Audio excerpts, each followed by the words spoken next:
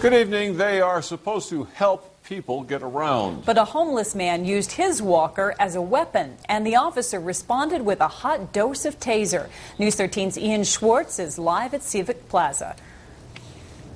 Diane, Ricky Smith threw his walker at police after they say he disobeyed orders. What happened next was all caught on tape.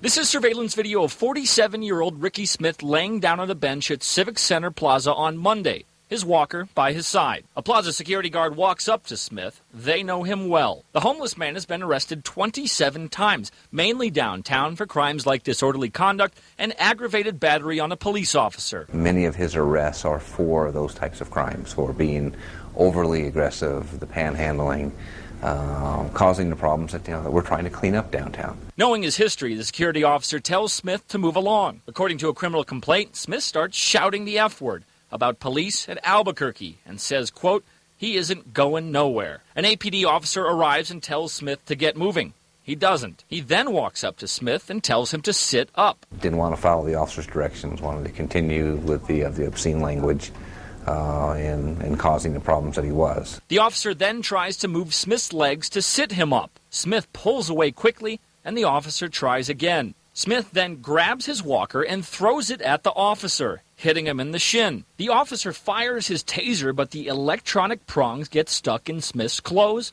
and do not work. The city security guard at that time also assisted. He did mace Mr. Smith. The mace hits Smith in the forehead. The APD officer then moves in closer, tasing Smith in the upper chest at point blank. Smith goes to the ground and is handcuffed and sent to the hospital. He made the decision to assault the officer, and of course the officer has a right to defend himself, as does anybody else. Now, Smith is behind bars for attacking the police officer with his walker. Back to you. All right, thank you, Ian. Chief Ray Schultz says the officer was just defending himself, but he says APD will review the case to make sure the use of force was justified.